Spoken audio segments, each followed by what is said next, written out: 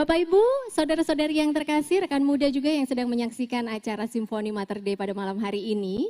Saat ini telah hadir bersama saya dua orang yang akan berbincang-bincang dan akan memberikan penjelasan lebih lanjut mengenai apa dan bagaimana dan mengapa pembangunan Gereja Santa Maria Mater Dei Bonoharjo harus dilaksanakan.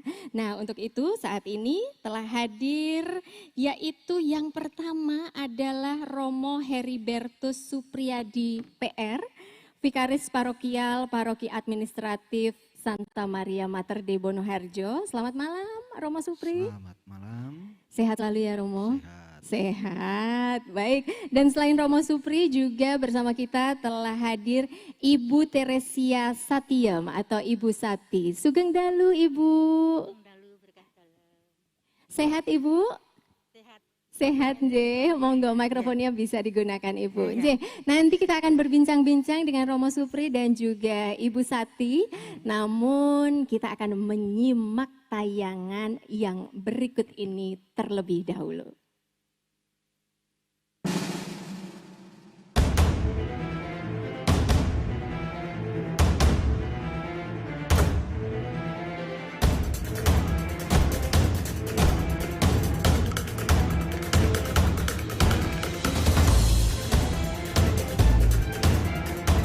Gereja nampaknya sudah tidak mampu untuk menampung jumlah jemaat yang ada.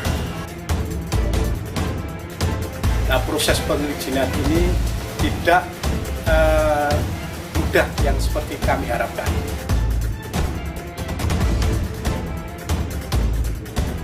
Sebagai rumah sangat senang. Yang jelas pasti senang ya, sangat senang sekali.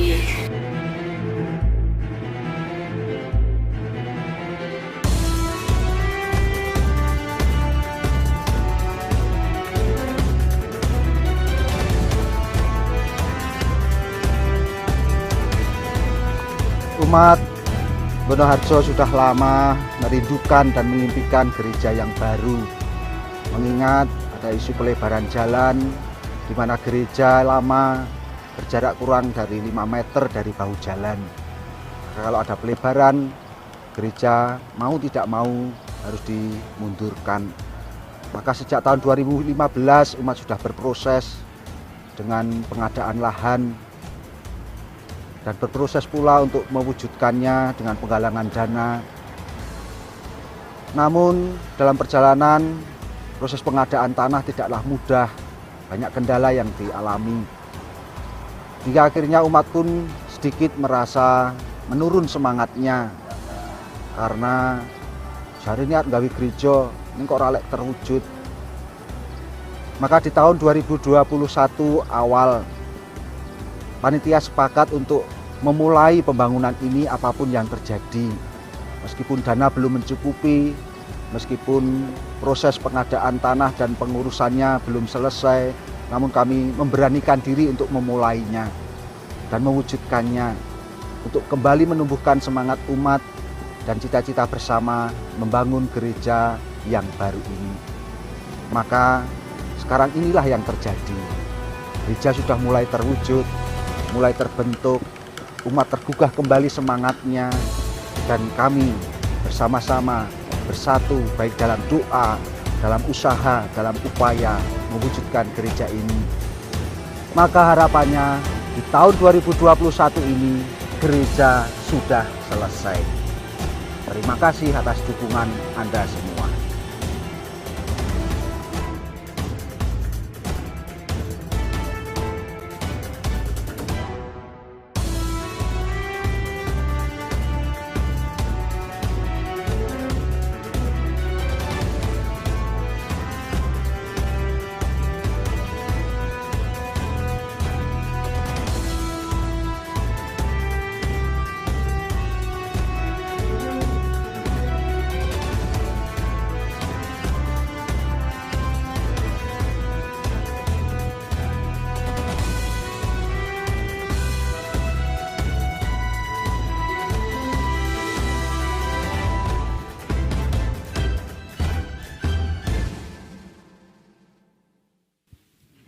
Ya, Baik, saudara-saudari yang terkasih, tadi sudah Anda saksikan seberapa jauh saat ini proses pembangunan Gereja Santa Maria Mater Dei di Bonoharjo, Paroki Wates Kulon Progo. Ini adalah paroki administratif di mana ada lebih dari 2.500 umat yang tersebar di 14 lingkungan dan 7 wilayah dan tersebar di 5 kecamatan atau kapanewon, dan tentunya semua umat di sini termasuk tadi yang sudah Anda saksikan di video sebelumnya ingin sekali memiliki gedung gereja yang nyaman, gedung gereja yang layak, gedung gereja yang pokoknya bisa dipakai, digunakan untuk melakukan kegiatan-kegiatan sekaligus juga menjadi ruang perjumpaan bagi seluruh umat di sini dan tentunya bagi pendidikan iman para anak-anak, para orang muda dan semuanya yang ada di sini.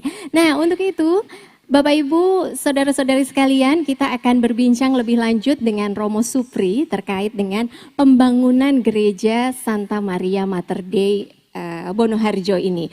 Romo Supri, ini kira-kira sekarang pembangunan gerejanya sudah berjalan sampai berapa persen ya Romo? Ya, kalau dilihat prosentase, sekarang pilar-pilar sudah berdiri, kerangka atap sudah terpasang, ya bisa dihitung sekitar 20% lah. Sekitar 20%, kurangnya masih 80% ya Romo ya. Untuk itu, kalau Anda ingin terlibat untuk nambal yang 80% itu tadi, kami undang sekali lagi Anda sekalian untuk dapat menyalurkan dana melalui nomor rekening yang tertera di bawah ini. Baik Romo, kalau ini sudah 20% dan pembangunannya dimulai di awal 2021 ya? 1 Januari itu peletakan batu pertama, bertepatan dengan Pesta Pelindung Maria Bunda Allah. Maka Baik. harapannya di 1 tahun ke depan, di hari pelindung yang sama, bisa pemberkatan gereja ini. Baik, jadi targetnya gereja ini akan diberkati pada 1 Januari 2022 ya Romo ya. Baik, tapi Romo, kenapa sih Bonoharjo ini perlu gedung gereja baru Romo? Ada apa dengan gedung gereja yang lama dan kenapa Romo? Ya, sebenarnya ada 3 alasan utama mengapa perlu ada gedung baru ini. Alasan yang pertama seperti lagu terakhir tadi, gereja tua. Gereja tua, betul-betul sudah tua ya Romo ya? Memang gedung gereja lama itu sudah lebih dari 60 tahun. Baik. Dan banyak bangunan yang menggunakan material kayu, di sana sini sudah mulai rapuh, keropos, maka memang perlu diremajakan. Yang kedua dari segi kapasitas. Untuk ukuran gereja paroki sudah tidak memadai, apalagi di masa pandemi ini di mana posisi duduk umat harus jaga jarak dan sebagainya, maka semakin tidak memenuhi. Lalu yang ketiga, seperti tadi dalam tayangan video bahwa letak gereja itu, pintu masuk gereja, pintu utama itu hanya kurang dari 5 meter dari bahu jalan raya. Sehingga kalau jalan itu nanti diperlebar, karena jalan itu adalah akses jalur alternatif menuju bandara, maka gereja ini otomatis harus mundur. Maka sejak tahun 2015 yang lalu umat Bonoharjo ini sudah merencanakan untuk membangun gereja yang baru, mencari lokasi yang lebih mundur, maka itulah yang diharapkan. Baik, jadi upaya dari umat Bonoharjo sendiri sudah mulai dilakukan sejak tahun 2015 begitu ya Romo ya, dengan pembelian lahan baru di belakang gedung gereja yang lama, dan disinilah gedung gereja yang baru saat ini sedang dalam proses pembangunan. Tadi sudah disebutkan oleh Romo, sudah sejauh ini 20%, masih kurang 80%. Nah ini gimana ini ceritanya Romo? Ada kendala-kendala, dinamika-dinamika yang terjadi sepanjang proses pembangunan sejauh ini Romo? Ya, sebenarnya target pelaksanaan pembangunan ini sudah sejak tahun 2020 yang lalu. Baik. Tapi lalu pandemi maka menghentikan semuanya. Lalu dalam perjalanan pertengahan tahun masa pandemi itu kami bergerak kembali, bagaimanapun juga gereja ini tetap harus diwujudkan, maka diputuskan tahun 2021 itu harus terwujud, maka diputuskan itu di tanggal 1 peletakan batu pertama. Memang kendala di masa pandemi ini kami menyadari bahwa terutama di awal-awal pandemi itu tentu banyak umat dan masyarakat juga perekonomian tidak mudah, maka juga susah untuk menggalang dana, tapi bagaimanapun juga bermodalkan tekad kami berani memulainya. Lalu kami mengedepankan terutama di tahun ini bagaimana potensi umat itu digali, apapun yang kami punya itu bisa dihimpun. Ketika perekonomian tidak mudah, maka kami mencoba mencari peluang-peluang potensi yang lain. Yang punya batu misalnya, boleh menyumbangkan batu. Yang punya kayu, boleh menyumbangkan kayu. Yang punya bambu, menyumbangkan bambu, begitu. Maka dengan demikian umat tergugah kembali untuk ayo bareng-bareng mewujudkan gereja ini dengan apa yang mereka miliki. Partisipasi umat Bonoharjo sendiri untuk mewujudkan pembangunan gedung gereja yang baru ini tentunya luar biasa ya Romo ya. Luar biasa sekali, dan salah satu tokoh umat yang saat ini hadir bersama kita yaitu Ibu Teresia Satiem juga akan berbagi cerita dengan Anda semuanya mengenai bagaimana sih ini proses pembangunan dari Gereja Santa Maria Mater Dei Bonoharjo dan juga bagaimana keterlibatan umat dalam proses pembangunan ini. Ibu Sati dari lingkungan mana aja Bu? Kami dari lingkungan Santo Agustinus Dari Demang lingkungan Rejo, ya. Santo Agustinus Demang Rejo. Baik, salah satu lingkungan dari 14 lingkungan Iya. yang ada di Bonoharjo ya. Baik Bu Sati ini mungkin juga mewakili para umat yang lain ya. Apa Ibu yang membuat Ibu tergerak untuk ikut berpartisipasi, untuk ikut ambil bagian, ikut andil dalam proses pembangunan gereja ini Ibu? Iya, terima kasih. Kami merasa senang sekali untuk pembangunan gereja Maria Mater Dei ini. Kami mempunyai pikiran bahwa nanti pasti umat Bonoharjo akan semakin senang, semakin bahagia di dalam mengikuti perayaan Ekaristi, dan kami percaya bahwa mereka semakin penuh iman kepada Yesus sebagai juru selamat kita. Nah, di sini dari kami pribadi, setelah kenaikan Isa Al-Masih itu kami diwajibkan untuk doa novena. Baik. Yaitu mohon 7 karunia Roh Kudus. Di situ dari alinea pertama ada doa yang bunyinya seperti ini.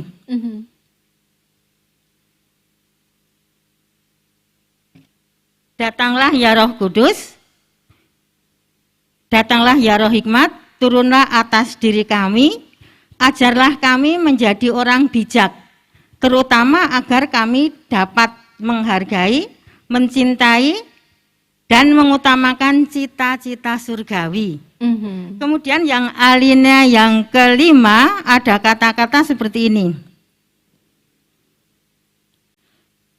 Bimbinglah kami agar kami menggunakan hal-hal duniawi untuk kemuliaan-Mu. Nah, di sini setelah beberapa kali kami mendoakan itu setiap sore, lalu pada novena hari yang keberapa, saya merenung, apa maksud kata-kata itu? Kami sendiri agak kebingungan caranya mencerna itu. Nah, akhirnya kami, dalam hati kami begini, nah kalau begitu, berilah orang yang bijak, nah itu. Nah, kami mempunyai ya sedikit rezeki yang kami dapat dari Tuhan dengan jalan kami bekerja. Kemudian ada punya pohon, ya sebetulnya belum berapa besar, belum besar sekali sih. Tapi setelah saya merenungkan doa yang ada di dalam karunia Roh Kudus itu tadi, akhirnya kami langsung, nah, kalau begitu saya tak ya menyumbangkan sedikit apa yang kami punya untuk ya di sini nanti untuk apa memuliakan namamu. Nah, di Baik. situ kami ada kerentek untuk Baik, baik. Ya. Menyumbangkan atau memberikan apa yang dimiliki oleh diri pribadi dan juga keluarga Ya. untuk dipersembahkan demi kemuliaan nama Tuhan. Dan Tuhan. untuk itu Bu Sati ikut ambil bagian, ikut cancut tali wondo gitu ya, dalam pembangunan gereja ini. Dan tentunya seluruh umat di Bonoharjo juga melakukan hal yang sama, Ibu ya. Dan saat ini tentunya ini belum selesai gerejanya, jadi dukungan dari Anda semuanya, dimanapun Anda, mungkin ada yang berada di mana, di seluruh Jawa atau bahkan di luar Jawa, dimanapun Anda berada, atau mungkin dulu asalnya dari Bonoharjo tapi kemudian merantau, nah belum bisa pulang karena pandemi, tapi tentunya masih tetap bisa ikut ambil bagian dalam pembangunan gereja ini.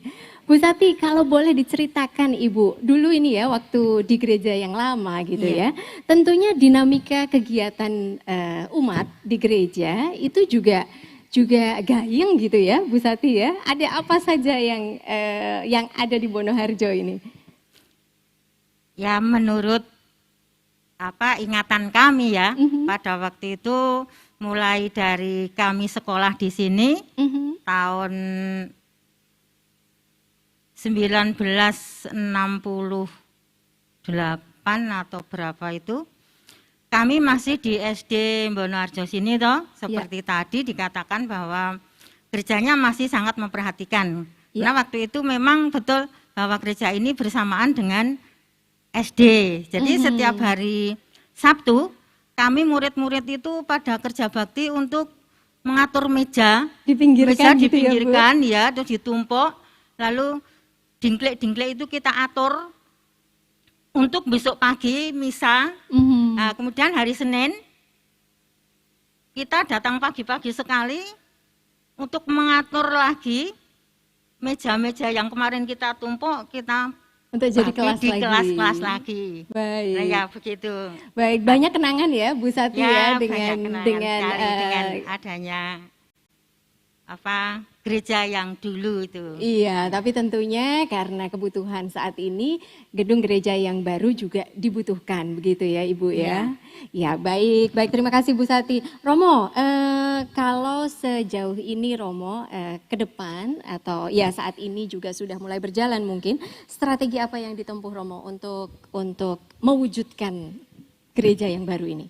Terima kasih. Sebelumnya saya sampaikan bahwa gereja ini, pembangunan gedung gereja ini adalah tahap pertama untuk perencanaan pembangunan kawasan gereja paroki administratif Mater Dei Bonoharjo ini. Ya. Nanti setelah gereja ini selesai baru akan melangkah ke pembangunan fasilitas selanjutnya, fasilitas untuk perjumpaan umat, untuk aneka kegiatan pembinaan dan lain sebagainya, sarana-sarana pertemuan dan seterusnya. Lalu untuk mewujudkan semua itu, maka kecuali kami membangkitkan semangat dan potensi umat setempat, yang saya koreksi sedikit bahwa di paroki administratif Bonoharjo ini terdiri dari 21 lingkungan. Oh, 21. Jadi semula 15 Baik. lingkungan dari Bonoharjo, lalu kemudian ditambahkan 3 lingkungan dari wilayah Sentolo yang semula ikut paroki Sedayu dan 3 lingkungan wilayah Brosot yang semula ikut paroki Bantul. Sehingga sekarang menjadi 21 lingkungan. Banyak sekali ya Romo ya.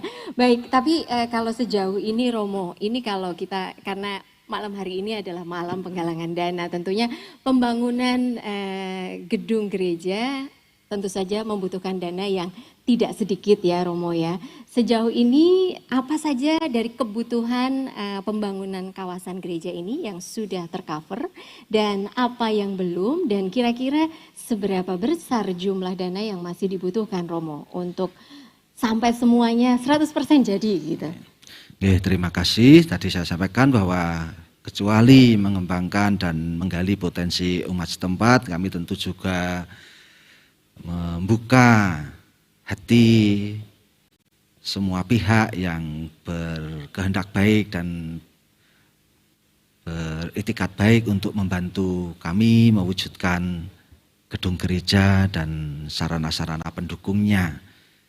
Untuk kebutuhan anggaran bangunan gereja ini saja itu kami membutuhkan sekitar 7M dan sekarang ini kami sudah terhimpun dana sekitar 5,5 gitulah. Baik. Maka untuk mewujudkan gereja ini memang harapannya tanggal 1 Januari itu sudah bisa diberkati, itu memang sudah selesai untuk gedung gerejanya bisa beribadat, tapi untuk aneka kegiatan yang lain dan fasilitas-fasilitas yang lain kami masih memerlukannya untuk kedepannya. Baik, baik. Jadi dari 7M untuk kebutuhan, ini pembangunan gereja saja ya, Romo, belum yang sarana-sarana pendukung dan yang lainnya yang tadi sudah disebutkan oleh Romo.